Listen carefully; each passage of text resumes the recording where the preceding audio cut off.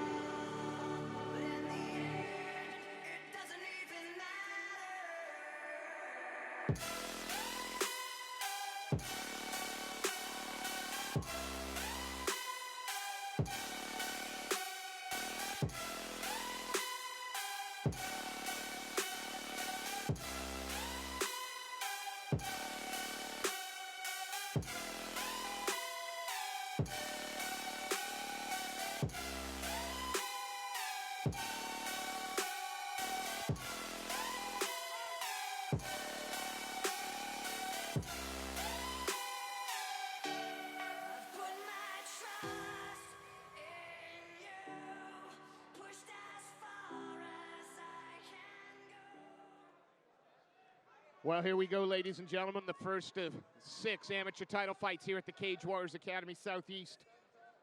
Josie Blaber in the red corner, taking on the champ Charlotte McKintyre. Now, we've seen Charlotte McKintyre before. We saw her in her last fight, which she won the title. Biggest thing behind Charlotte is making sure that she keeps her head in it. She's a happy-go-lucky girl, always smiling. She's kind of like how in the fight earlier with Megan Bijan, always wearing a smile. So she wants to make sure that she's on the offensive. Oh, Blaber's got a chin on her. Oh, yeah, there's the one thing that Josie Blaber is going to bring to the on top of a skill set is heart and a chin like iron. But as we saw with McKintyre before, she's not afraid to get into a firefight. No, she's in a double, and Josie's smart. Oh, and that's not where you want your head. Really trying to. Got her hands locked, but Josie's doing a great job with her hips. What she's doing is extending. Oh, McKintyre, though, does not give up on that double. No, and now tries to work herself straight into the mount. Gonna have to crawl up the legs a little bit. Yeah, but Josie's being smart. She's trying to get that arm posted out. She realizes it's trapped. And so what she's doing is she's fishing those hips.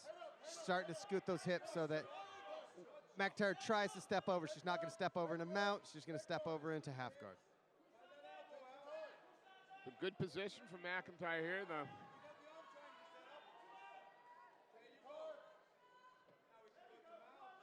See, smart thing by Josie. Josie was sitting there and she went, okay, I know my right arm is trapped. I get that. But what I'm going to do is I'm going to make sure that I use my hips and my knees so I'm not stuck in mount on this. Yeah. McKintyre really trying to work herself out of this half guard. I mean, with the seat bolt position, you can do anything you want to as long as you can get the wrists behind their back. I tend to do it with the guys in training all the time because I'm mean. That's what they tell me, that's mean. But if you're comfortable in that position, it allows for you to attack your opponent, and they're helpless. Josie's now figured out a way to get that arm free. She's now locked down on that leg, and she's working to try to get back to guard.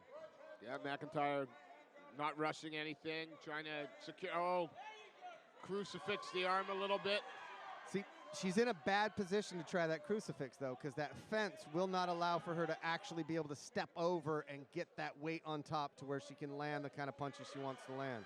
Josie's able to easily block and kind of protect herself and not take a lot of damage and try and move and squirm to hopefully get back to a better position. 10 seconds left. No doubt, however, though, that if you're Charlotte McKintyre, you are pleased with the end result of round one. Oh, yeah. If I'm in her corner, I'm very happy with the way that she performed. She got a beautiful double that she didn't give up on, and she continued to follow it. She climbed the ladder best she could, and she kept top control the entire time. Absolutely. Now, you're the Lion's Den fighter.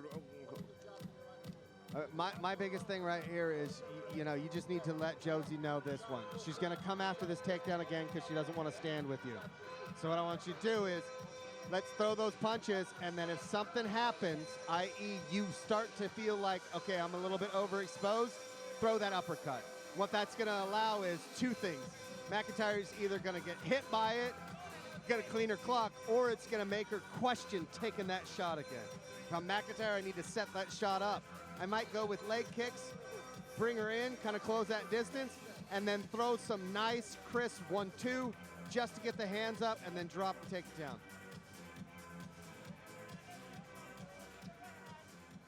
Well spotted there by Charlotte McKintyre, not only thinking about the fight, keeping the cage clear as well. Wow, that's very dangerous to have a cap inside there. Here we go. Josie Blaber just eats another straight right and walks forward. Josie's like a little zombie. Yeah, she's tough as nails. Not afraid. The uppercuts are landing. She just forced McKintyre to shoot. Absolutely. I don't think McKintyre was thinking, I'm going to shoot, until she took that uppercut and went, oh, yeah, it's time. She's under the hips, so transitions to the single leg. Works her down to the mat again. Josie constantly fighting. She knows that she's on her butt, but she's at least throwing those punches, trying to cause damage, trying to see what mistakes McKintyre might make. She wants to win this BC MMA title. Absolutely, McKintyre now trying to secure position first. But Blaber staying very active. She's smart. She's pushing the head away, and when she's not pushing the head away, she's hitting it. So she's constantly forcing McKintyre to think about where she's at, and she just now almost. Yeah, she can swim into it. She might end up in guard here, and we'll have to see what McKintyre can do off her back.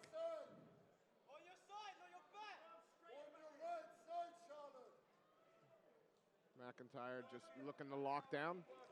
Yeah, she's kind of trying to get to this point where you just hold on for dear life, because if she doesn't, she's going to end up being in a precarious situation. She's throwing up the triangle. Yeah, look, bringing that guard up nice and high. Now she needs to actually, Josie's smart though. As soon as she felt that it was coming, she shot that arm through to grab a hold of the hip to keep that blocked. So now McKintyre's trying to force in that, and it's not going to happen.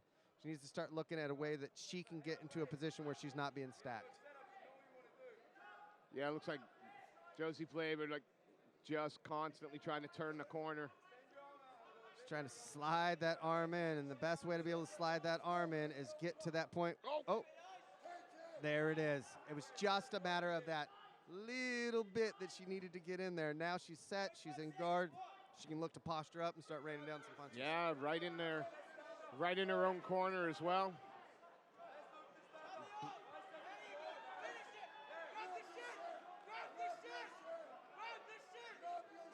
McKintyre still being very, very active off her back.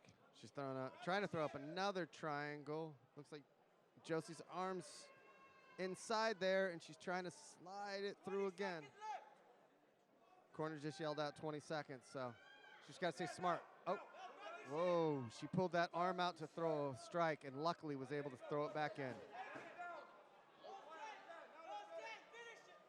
Okay, her arm's in there, and McKintyre's going to extend and there it is. Hold With on. an Oh, attack with seconds left.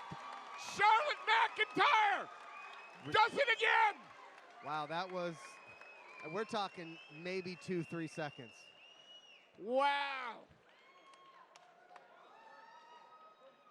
McIntyre just kept working. And Josie was smart that entire top game, and it's just that one little mistake cost you, and I think that's what it shows, is you got to keep your head on a swivel. Even if you hear that 10-second clap, realize there's 10 seconds left. Wow, great win there for your Cage Warriors Women's Featherweight Amateur title holder, Charlotte McIntyre. Man, did she leave it late.